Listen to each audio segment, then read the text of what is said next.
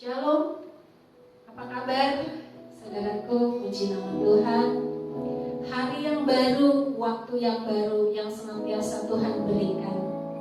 Ada satu hal yang kita rindukan hari demi hari, untuk senantiasa semakin dekat kepada Tuhan.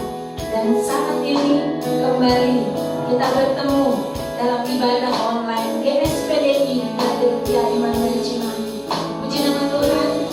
Mari saya undang siapapun Anda, terlebih jemaat GSPDI Gereja Immanuel Cimahi. Kita akan sama-sama beribadah. Kita memberikan waktu buat Tuhan. Kita boleh bersyukur karena masih dalam keadaan yang sehat. Tuhan masih berikan buat kita, sehingga senantiasa kita merindukan hadiratnya Tuhan. Satu hal yang ku rindu. Haleluya.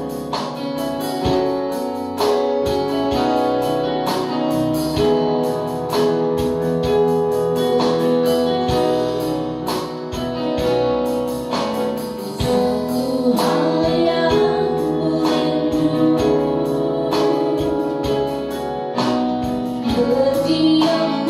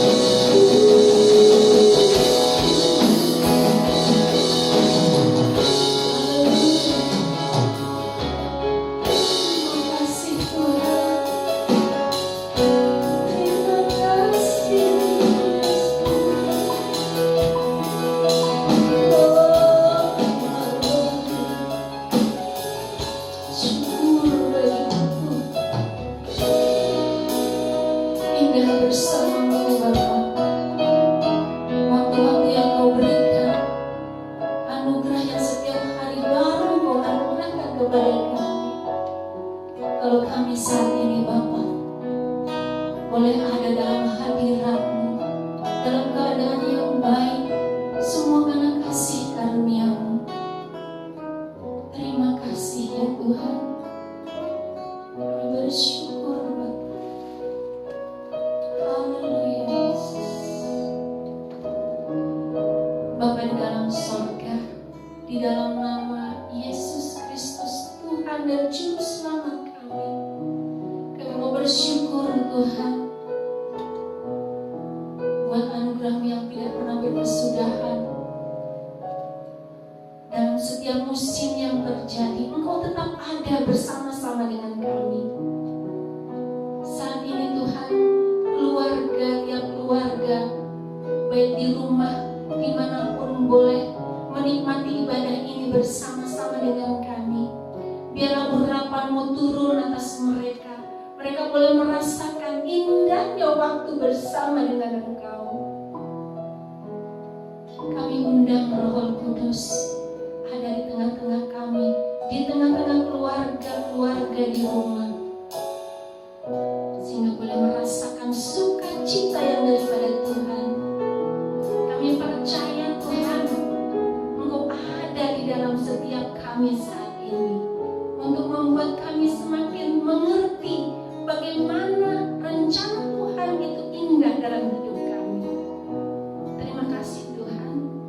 Kami mau menikmati ibadah ini. Biar kuasa daripada Allah Bapa mengurapi setiap kami Tuhan, hamba-hamba Tuhan yang mau melayani, bahkan Tuhan hamba-Mu juga yang akan menyampaikan firman Tuhan nanti. Lewat puji-pujian yang kami naikkan, biarlah ini menjadi dupa yang harum untuk kemuliaan nama Tuhan. Kami boleh menyenangkan hati Tuhan. Biar sukacita-Mu ada di setiap rumah-rumah. Terima kasih Bapa. Kami percaya kuasa Allah yang bertahta di tengah-tengah ibadah kami. Kami mulai ibadah ini ya Tuhan, hanya di dalam nama Yesus Kristus, Tuhan dan Juru Selamat kami yang hidup. Saudara-saudaraku, mari kita sama-sama katakan amin. Haleluya. Puji nama Tuhan. Beri kemuliaan bagi Tuhan. Glory, haleluya. Puji nama Tuhan. Saya boleh bersyukur karena saya percaya ketika Tuhan ada, kita mau mendengar panggilannya. Ketika kita mau mendengar nama kita diserukan, mari kita bawakan pujian ini. Dengar Dia panggil nama saya.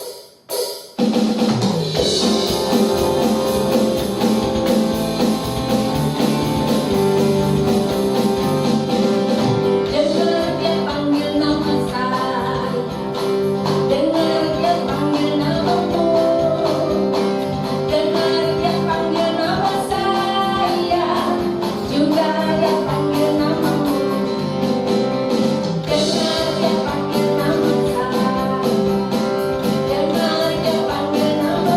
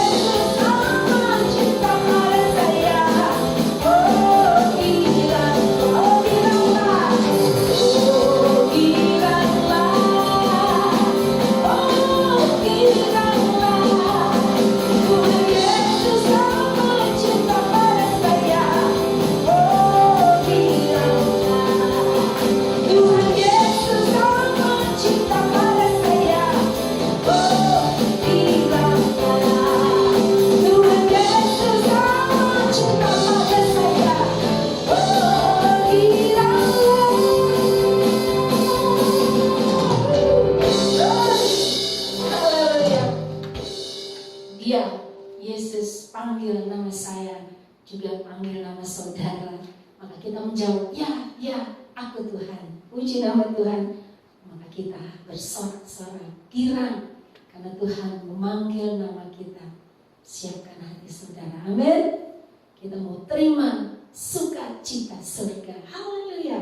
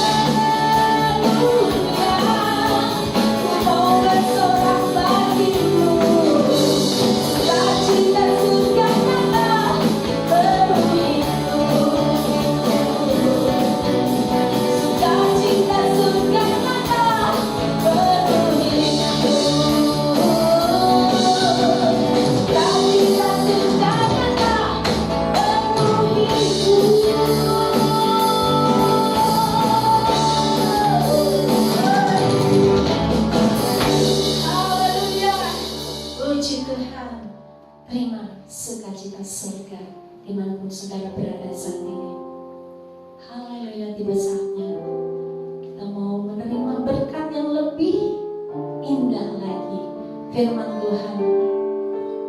Ada apa di balik doa-doa yang kita naikkan? Kita menerima berkat firman Tuhan dari hamba-Nya.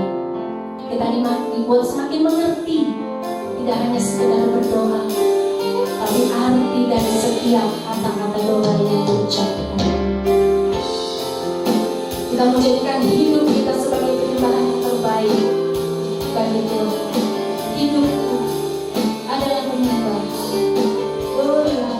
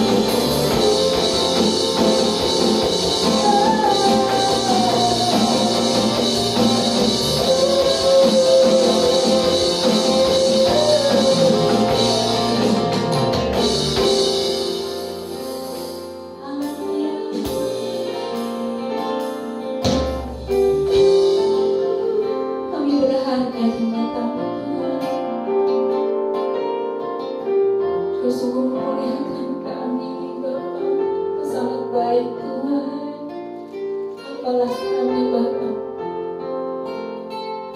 sehingga Engkau begitu sangat baik dalam hidup kami. Kami bersyukur Bapa punya Allah seperti Engkau, Allah yang teramat baik. Terima kasih Tuhan. Ya, terima kasih Yesus.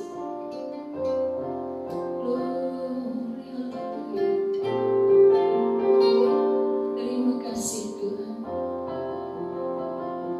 Bapa di dalam surga, kami sungguh menikmati pada ini Tuhan. Tiba saatnya kami mau mendengarkan firman Tuhan. Kami siap Bapa menerima berkat ini Tuhan, sehingga kami boleh semakin hari boleh semakin mencintai Engkau lebih dalam lagi. Berkati hamba-Mu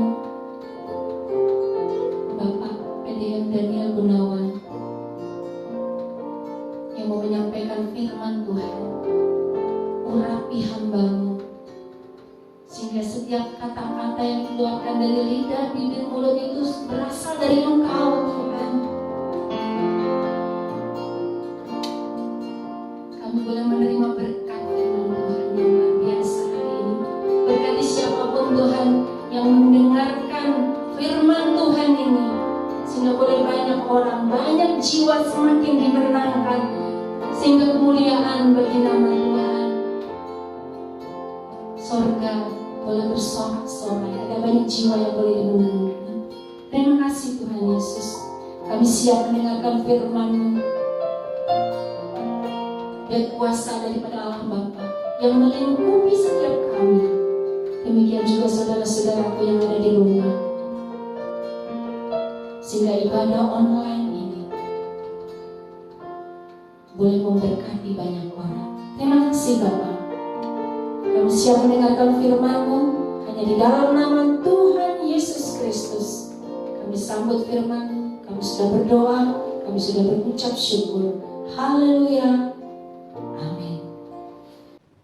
Shalom, salam sejahtera, salam kasih dalam persaudaraan, salam Philadelphia.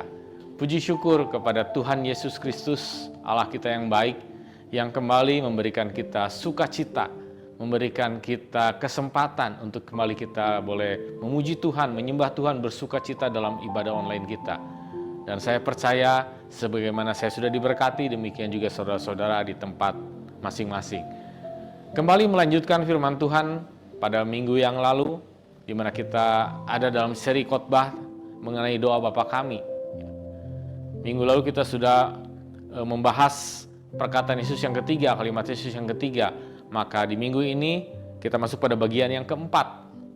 Ayatnya masih sama dalam Matius 6 ayat yang ke-10, bagian B-nya berkata, jadilah kehendak-Mu di bumi seperti di sorga. Jadi judul firman Tuhan pada siang hari ini, saya akan beri judul yaitu jadilah kehendak-Mu. Mari kita buka firman Tuhan kita di dalam Efesus 5 ayat yang ke-17. Efesus 5 ayat yang ke-17, saya akan bacakan untuk saudara. Sebab itu janganlah kamu bodoh, tetapi usahakanlah supaya kamu mengerti kehendak Tuhan. Firman Tuhan mengatakan bahwa kita harus mengerti kehendak Tuhan, harus berusaha mengerti kehendak Tuhan. Agar tidak menjadi orang yang bodoh. Artinya orang yang bodoh itu orang yang tidak bisa mengerti kehendak Tuhan. Tapi seringkali kita tiba pada suatu permasalahan ketika kita berbicara tentang kehendak Tuhan. Suatu pertanyaan yang seringkali muncul ketika kita membahas tentang kehendak Tuhan, yaitu apa sih kehendak Tuhan itu? Yang seperti apa? Yang mana kehendak Tuhan? Yang mana yang bukan kehendak Tuhan? Bagaimana kita bisa memahami, oh yang ini kehendak Tuhan, yang ini di luar kehendak Tuhan? Seperti apa itu kehendak Tuhan? Itulah yang seringkali kita hadapi ketika kita berhadapan dengan suatu pilihan yang kita harus ambil keputusan. Yang mana yang akan saya ambil yang sesuai dengan kehendak Tuhan? Misal, si Budi, bukan Budi pemain drum kita, ini hanya ilustrasi. Si Budi dekat dengan dua orang perempuan. Dan dia merasa dua-duanya itu menarik hatinya.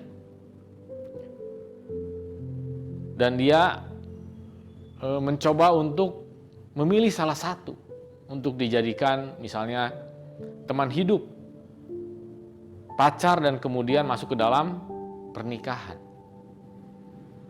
Tapi dia agak bingung memutuskan yang mana yang sesuai dengan kehendak Tuhan. Dia merasa yang ini ada kelemahannya, ada kekurangannya, ada kelebihannya juga. Yang ini juga sama, ada kelebihannya, tapi ada kelemahan kekurangannya juga. Sehingga dia berdoa kepada Tuhan, Tuhan, yang mana yang sesuai dengan kehendak-Mu? Atau misalnya kita mau membuka usaha. Usaha apa ya Tuhan yang kira-kira Engkau kehendaki? Apakah saya harus buka makanan? Apakah saya harus berdagang baju misalnya? Atau kita mencari pekerjaan, kita mencoba memasukkan beberapa lamaran. Lalu ada 2 lamaran yang kita mendapatkan lowongan pekerjaan, interview, dan ternyata diterima. Kita mulai bingung, yang mana nih yang sesuai kehendak Tuhan? Secara pendapatan, secara ini semua dirasakan sama. Jadi sebagai orang percaya kita memang benar-benar butuh yaitu yang namanya sesuai dengan kehendak Tuhan. Karena kita mengerti apa yang kita pikirkan baik, apa yang kita pandang baik, yang menurut kita ini bagus, ini sempurna nih menurut saya. Tapi seringkali ketika kita mengambil keputusan itu, seringkali kita menemukan berbagai masalah yang pada akhirnya kita mengerti bahwa ini bukan kehendak Tuhan. Seperti juga dalam Alkitab ada kisah tentang Sarah, istri Abraham. Sarah memandang bahwa apa yang diambil keputusannya itu adalah sesuatu yang mendatangkan kebaikan. Dia tahu bahwa suaminya Abraham mendapatkan janji yang luar biasa daripada Tuhan, bahwa nanti keturunannya akan banyak seperti bintang di langit dan seperti pasir di lautan. Tapi dia melihat dirinya sebagai istri satu-satunya Abraham pada saat itu, bahwa dirinya adalah mandul, tidak mungkin bisa punya anak. Maka dia berpikir, oh berarti mungkin Tuhan ingin memberikan anak tapi tidak melalui dirinya. Maka diambilnya lah budaknya yaitu Hagar dan diberikan kepada Abraham. Akibat keputusannya itu ternyata membawa suatu dampak yang luar biasa. Jadi permasalahan berlarut-larut yang terjadi sampai pada saat ini. Oleh karena itu sebagai dasar pengenalan kita bagaimana bisa memahami kehendak Tuhan adalah kita harus mengerti bahwa ada 2 jenis kehendak Tuhan. Kehendak Tuhan yang pertama yaitu kehendak Tuhan yang bersifat itu mutlak. Mari kita buka firman Tuhan dalam Yesaya 46 ayat yang ke-9 sampai dengan yang ke-11. Yesaya 46 ayat yang ke-9 sampai yang ke-11. Ingatlah hal-hal yang dahulu dari sejak purbakala, bahwasanya akulah Allah dan tidak ada yang lain.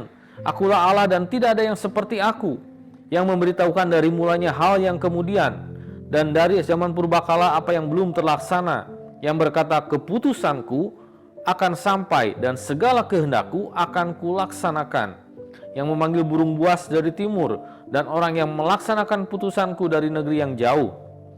Aku telah mengatakannya, maka aku hendak melangsungkannya. Aku telah merencanakannya, maka aku hendak melaksanakannya. Dari sini kita bisa lihat firman Tuhan menegaskan bahwa Tuhanlah penguasa sejarah.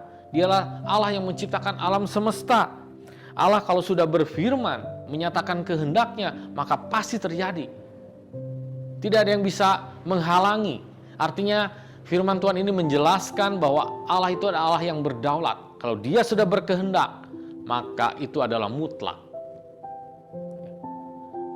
Kenapa bersifat mutlak? Karena tidak ada campur tangan sedikit pun, tidak ada sedikit pun keterlibatan manusia dalam kehendak Allah tersebut. Apa itu contohnya? Kehendak Allah yang bersifat mutlak. Kita bisa lihat bahwa dalam penciptaan manusia, kita tidak bisa memilih di keluarga seperti apa kita akan dilahirkan. Oh, saya ingin lahir di dalam kerajaan Inggris.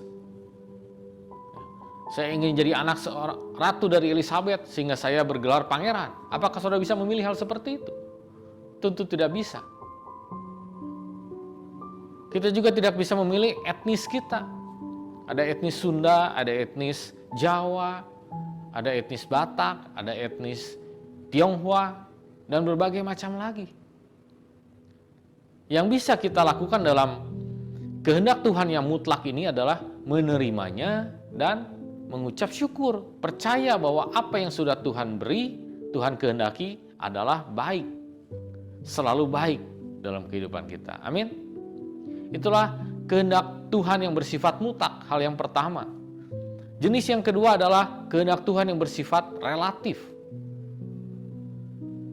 Artinya bisa ya, bisa tidak, bisa terjadi atau bisa tidak terjadi. Kenapa seperti itu? Kita bukan robot. Kita punya kehendak, kita diberikan free will oleh Tuhan. Sehingga bisa mengambil keputusan sendiri, bisa memilih apa yang hendak kita perbuat. Misalnya Tuhan menghendaki kita untuk berusia lanjut, mungkin 80 tahun. Tapi kalau kita coba-coba loncat dari lantai 30, apakah kita masih bisa menyampai pada usia 80 tahun? Tentu saja itu suatu kesalahan yang kita buat sendiri. Kemarin saya dapat kiriman WA, ada video singkat yang menampilkan seorang laki-laki, mungkin dia merasa dia kuat, dia mampu, dia punya kesaktian mungkin, dia semprot dirinya ke mulutnya dengan mulut yang terbuka, yaitu pembasmi serangga, baygon. Semprot tuh sambil dia menghisap sampai satu kaleng itu mungkin habis. Lalu apa yang terjadi? Ya mati. Dalam video itu dijelaskan bahwa akhirnya orang itu meninggal. Padahal kelihatannya dia melakukannya dengan sangat percaya diri. Jadi dalam kehendak Tuhan ada yang bersifat relatif, yaitu juga ada kerjasama dari kita, ada respon daripada kita. Dan dari kedua jenis kehendak Tuhan itu, yaitu yang mutlak dan yang relatif, yang kita hadapi dalam kehidupan kita sehari-hari adalah yang relatif justru. Sehingga di sini diperlukan suatu pemahaman, suatu pengenalan akan kehendak Tuhan yang benar. Di sini dibutuhkan suatu pedoman. Bagaimana kita bisa tahu bahwa ini adalah kehendak Tuhan? Tolok ukurnya dari mana? Pedomannya dari mana? Oleh karena itu siang hari ini saya akan memaparkan 5 pedoman yang bisa membuat kita mengerti, memahami bahwa oh ini ternyata kehendak Tuhan. Oh ini ternyata bukan kehendak Tuhan. Mari kita buka hal yang pertama, yaitu saya sebut di sini adalah hikmat dari firman Tuhan. Roma 12 ayat yang kedua. Roma 12 ayat yang kedua mengatakan, janganlah kamu menjadi serupa dengan dunia ini, tetapi berubahlah oleh pembaharuan budimu, sehingga kamu dapat membedakan manakah kehendak Allah, apa yang baik, yang berkenan kepada Allah, dan yang sempurna. Di sini dikatakan bahwa berubahlah oleh pembaharuan budimu, sehingga kamu dapat membedakan mana kehendak Allah, apa yang baik, yang berkenan kepada Allah, dan yang sempurna. Artinya kita harus ada sesuatu yang baru dalam pemikiran kita. Yaitu apa? Wisdom, hikmat yang daripada Tuhan. Dan itu kita bisa dapatkan dari mana? Dari firman Tuhan, dari Alkitab. Oleh karena itu kita harus membaca, merenungkan, kita harus belajar dari firman Tuhan. Sehingga dalam pikiran kita, dalam segala hal apa yang masuk dalam pikiran kita bisa sinkronkan dengan apa yang kita pelajari dari firman Tuhan. Contoh misalnya, apakah merokok kehendak Tuhan? Mungkin saudara bilang, oh bukan. Kasih tahu saya ayatnya di mana. Apakah di Alkitab ada tulisan dilarang merokok? Yang ada tulisan itu, kalau nggak salah tuh di rumah sakit atau di pom bensin yang jelas. Dalam firman Tuhan nggak ada, kalau saudara cari dilarang merokok itu nggak ada. Tapi karena kita belajar firman Tuhan, kita mengisi pikiran kita dengan firman Tuhan, kita mengerti bahwa di dalam firman Tuhan ada ayat yang mengatakan bahwa tubuh kita itu adalah bait Allah. Sehingga kita harus menjaganya. Tuhan itu memberikan kita anugerah kesehatan. Oleh karena itu kita harus menjaganya. Dalam bentuk kita menjaganya adalah kita bertanggung jawab untuk hidup sehat. Kalau kita secara sadar, secara terus-menerus memasukkan zat-zat yang berbahaya di dalam rokok tersebut ke dalam tubuh kita, artinya kita tidak menghargai Tuhan. Itu jelas, itu melanggar kehendak Tuhan. Jadi suatu hal yang jelas ketika firman Tuhan menjadi pedoman dalam kehidupan kita. Hal-hal akan menjadi suatu jelas yang mana yang kehendak Tuhan, yang mana yang bukan kehendak Tuhan. Ketika firman Tuhan itu kita baca, kita renungkan, kita pahami, dan kita terus belajar menggali firman Tuhan. Begitu ada hal apa yang masuk, kita bisa mengerti bahwa oh ini sesuai firman Tuhan, oh ini tidak sesuai dengan firman Tuhan. Karena suara Tuhan yang paling jelas itu ada dalam firman Tuhan. Segala apa yang dikehendakinya sudah disampaikannya kepada para nabi-nabi, kepada para rasul-rasul, dan dituangkan dalam sebuah kitab yang kita kenal dengan Alkitab saat ini. Itu adalah berisi semua kehendak Tuhan. Itu ada hal yang paling jelas yang bisa kita jadikan suatu pedoman, suatu acuan bahwa hal ini sesuai dengan kehendak Tuhan atau tidak sesuai dengan kehendak Tuhan. Akan muncul hikmat ketika kita belajar firman Tuhan, sehingga hikmat itu akan membuat hal-hal yang membutuhkan keputusan untuk kita memilih menjadi keputusan yang sesuai dengan kehendak Tuhan. Amin.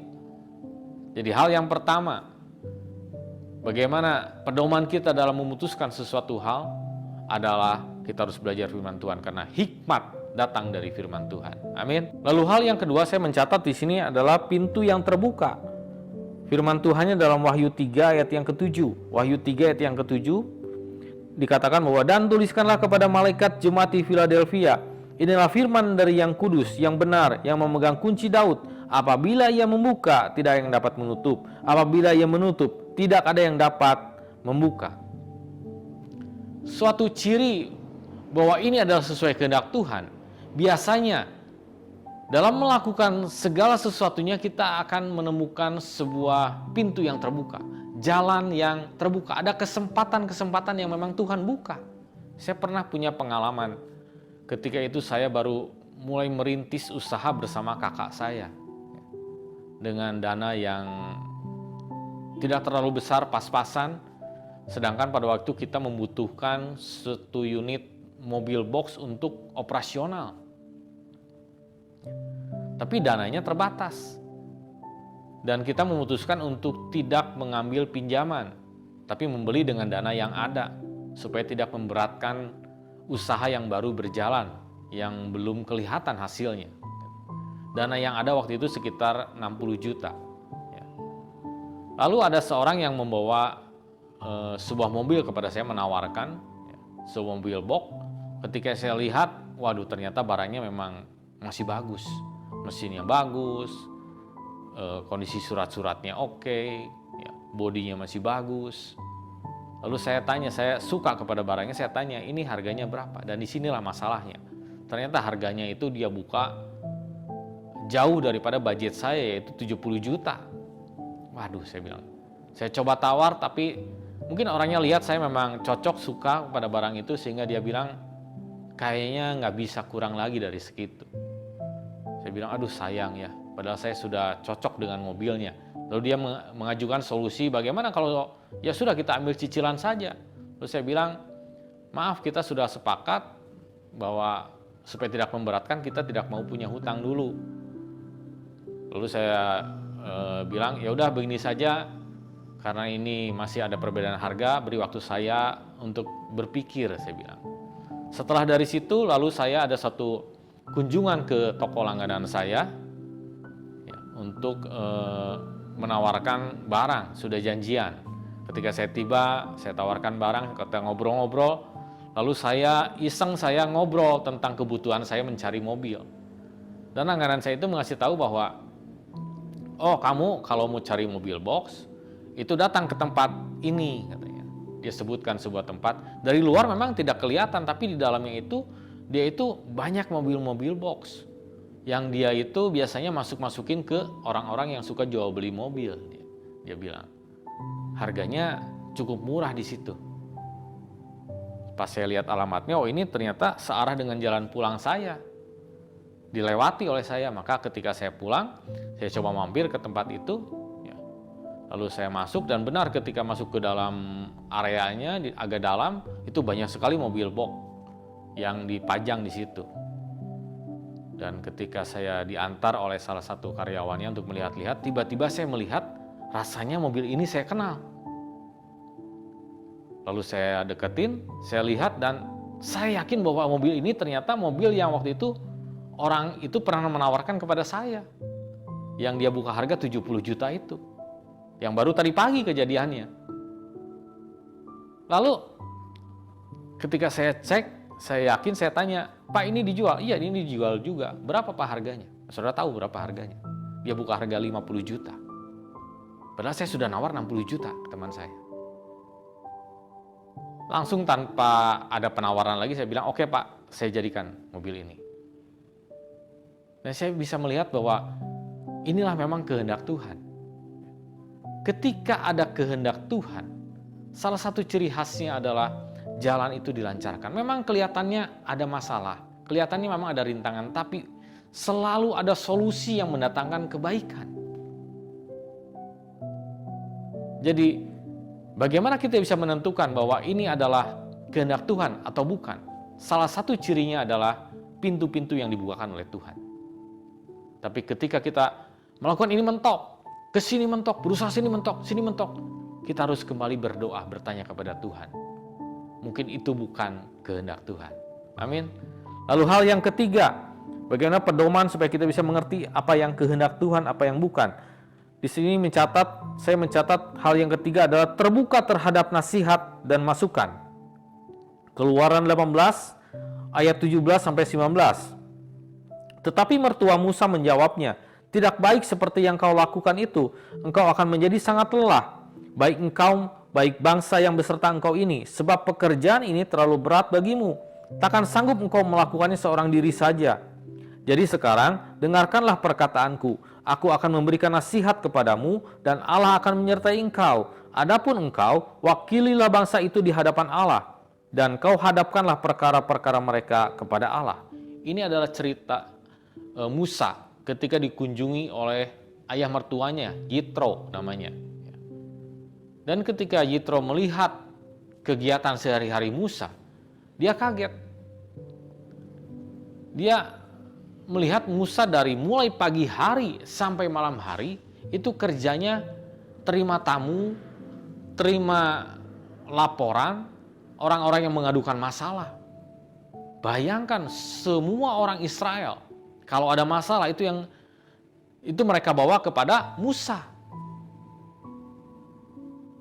Jadi Musa sehari-harinya hanya duduk dan berusaha untuk mengadili bangsa Israel. Dan Yitro lihat ini bukan kehendak Tuhan. Bukan seperti ini akan rusak kalau seperti ini Musa. Kamu gak akan sanggup. Dan memang Musa itu adalah orang yang lemah lembut. Dia orang yang rendah hati sehingga dia bisa menerima masukan. Lalu Yitro bilang, kamu harus memilih pemimpin dari 10 orang. Angkat 1 orang. Lalu dari 100 orang, angkat juga 1 orang. Yang mengepalai pemimpin-pemimpin 10 orang ini. Dari 100 orang itu pilih juga kepala 1000 orang. Nah yang baru yang 1000 orang itu kalau ada masalah yang tidak bisa mereka tanggulangi, baru maju ke kamu. Dan kamu nggak harus mengadili hal-hal yang sampai kecil-kecil dan seluruh rakyat bangsa Israel. Dan Musa menurut.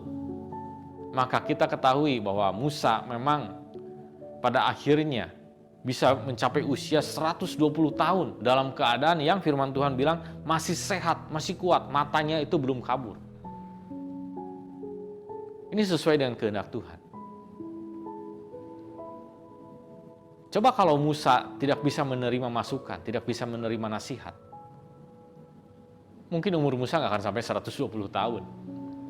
Karena setiap hari harus melakukan hal yang sedemikian melelahkan bagi tubuhnya. Jadi dari sini kita bisa ambil kesimpulan bahwa kadangkala kehendak Tuhan itu dinyatakan melalui orang-orang sekitar kita.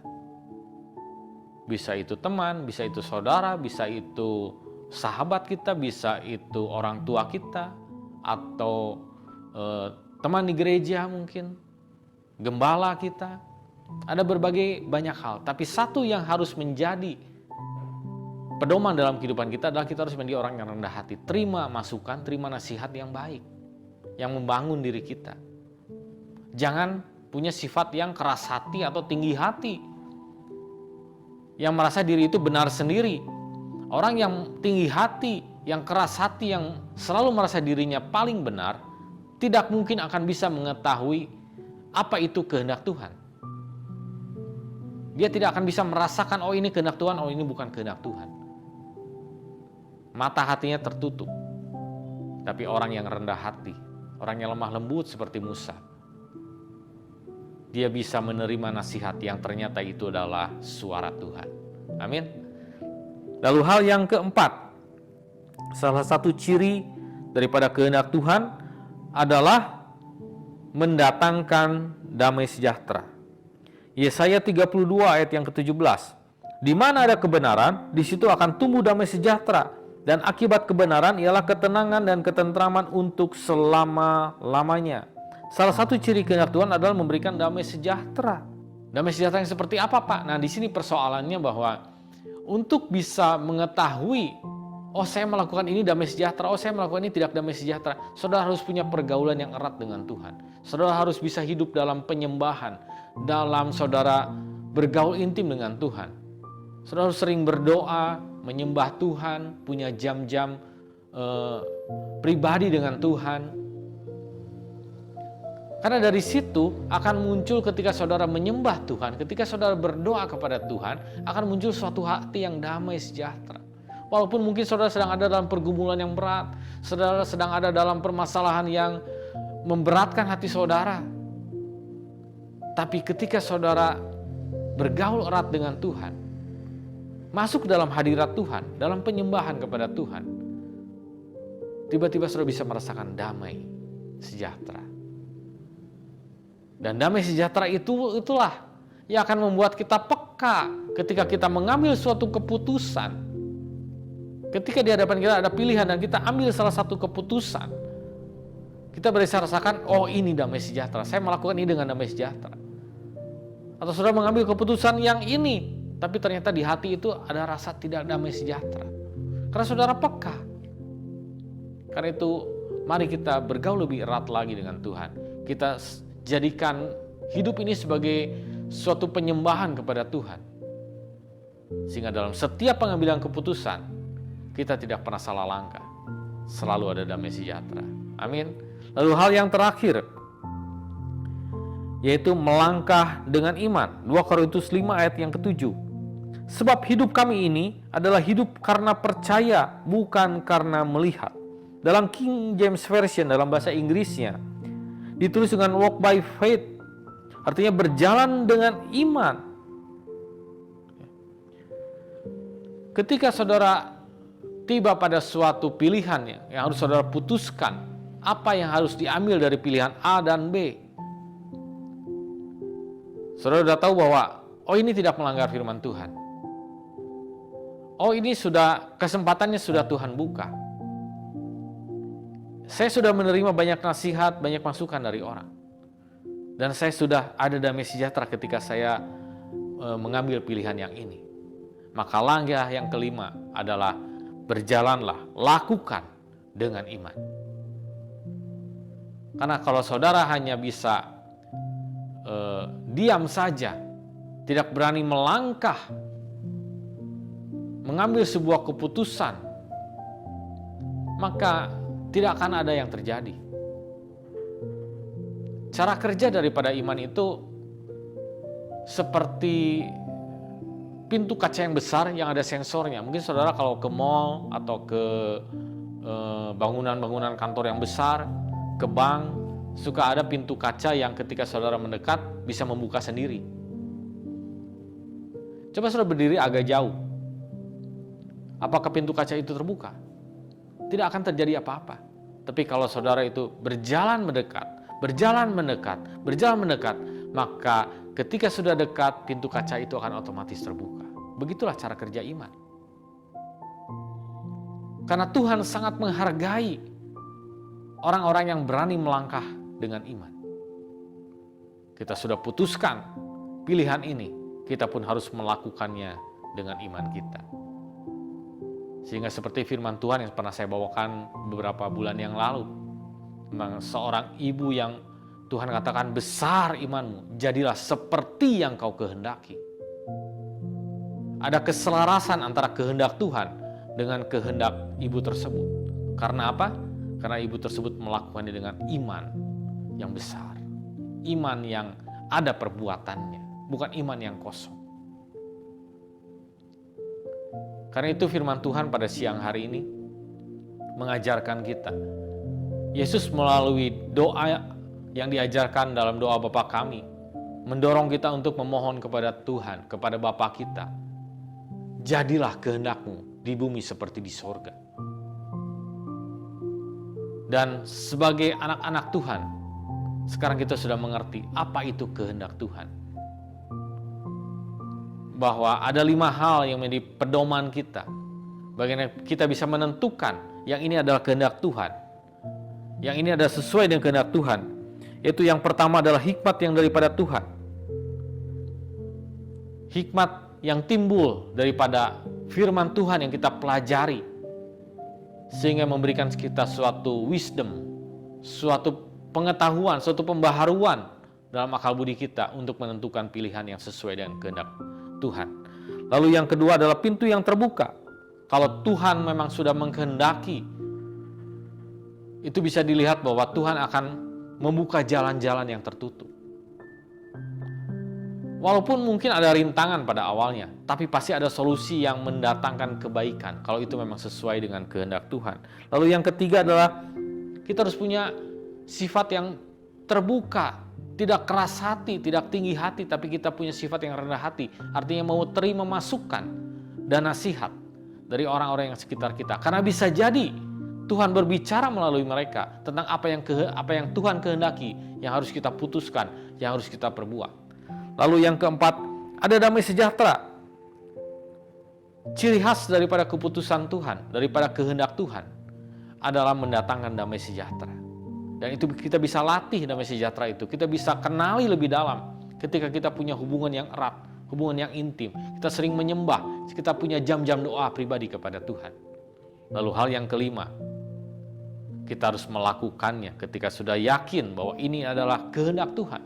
Kita melakukannya dengan iman.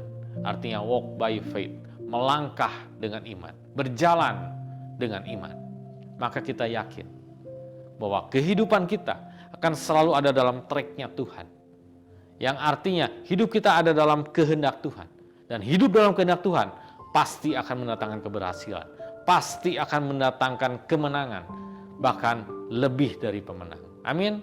Puji Tuhan. Tuhan Yesus memberkati. Mari jemaat Tuhan, saya langsung pakai berdiri sebelum kita mengakhiri ibadah kita pada siang hari ini. Mari kita angkat satu pujian. Semua baik. Haleluya Yesus. Dan semula telah kau tetapkan hidupku dalam tangan-Mu, dalam rencana-Mu Tuhan. Rencana indah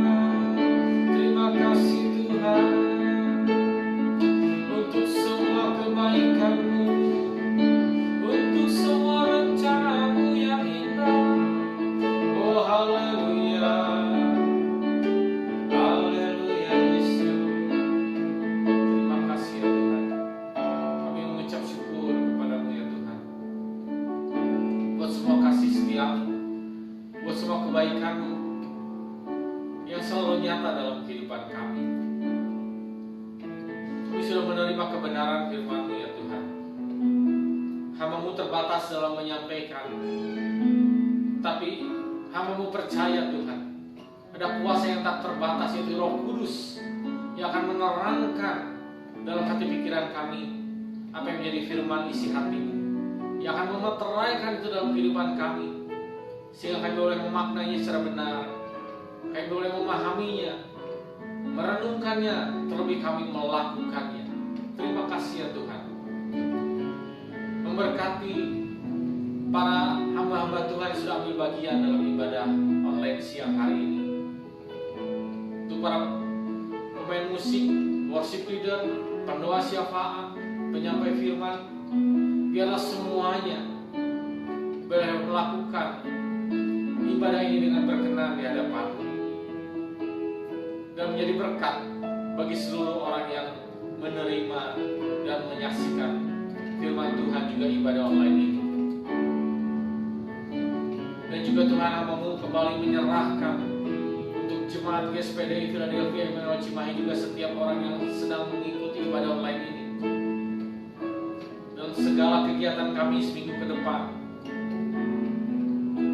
Kami mohon belas kasihan kemurahan-Mu, pimpinan perlindungan yang daripada-Mu selalu ada dalam setiap langkah kehidupan kami, sehingga dimanapun kami berada, apapun yang kami kerjakan, apapun menjadi perjalanan kehidupan kami, selalu ada Engkau yang beserta kami, memimpin kami, menuntun kami, dan memberkati setiap apa yang kami kerjakan, sehingga dimanapun kami berada, kami boleh memperoleh keberhasilan yang daripada-Mu.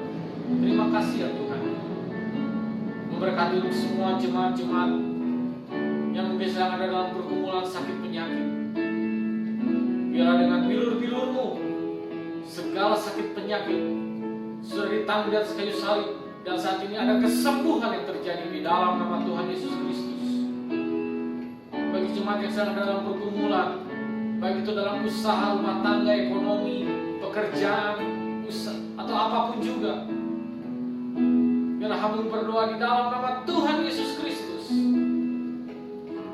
Ada solusi yang daripada-Mu, ada jawaban daripada-Mu, ada jalan keluar, ada suatu tuntunan yang daripada-Mu, sehingga kami boleh mengerti akan kehendak-Mu, dan kami boleh mengambil keputusan yang tepat dalam setiap pergumulan permasalahan kami.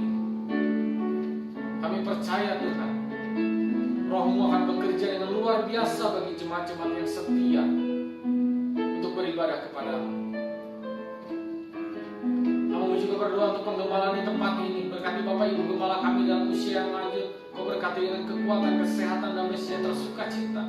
Roh pewahyuan yang terus Engkau berikan dalam hidup mereka, mereka tetap boleh mengembalkan kami dengan suara kebenaran yang daripada-Mu, dan punya anugerah umur yang panjang yang daripada-Mu. Terima kasih ya Tuhan. Dan juga Tuhan, Kau juga memberkati para diaken, diakones, penatua, guru sekolah minggu, dan semua hamba-hamba Tuhan yang terlibat, yang ada dalam gereja ini. Biar Kau terus pakai kami menjadi berkat apa yang kami kerjakan di ladang-Mu ini Tuhan. Kau urapi dan Kau terus perluas kapasitas kami, sehingga apa yang kami kerjakan boleh berkenan dan menjadi berkat bagi banyak orang. Terima kasih ya Tuhan. Berdoa terus bagi bangsa dan negara kami. Dalam masa-masa pandemi ini, biarlah Kau terus turunkan belas kasihan-Mu, Kau turunkan damai sejahtera-Mu bagi bangsa Indonesia, sehingga boleh terlepas dari pandemi ini, dan kami kembali punya kehidupan yang normal. Berkati vaksinasi yang terus sedang berjalan, biarlah semuanya mendatangkan kehidupan yang baik bagi bangsa dan negara kami. Terima kasih ya Tuhan. Dan sebentar kami akan berpisah satu sama lain. Kami mau mengangkat tangan kami mau terima berkat yang daripada-Mu. Mari jemaat Tuhan yang siap menerima berkat Tuhan, angkat tanganmu dan katakan amin untuk setiap berkat yang kau terima. Diberkatilah rumah tanggamu, diberkatilah usahamu, diberkatilah pekerjaanmu, diberkatilah kesehatanmu.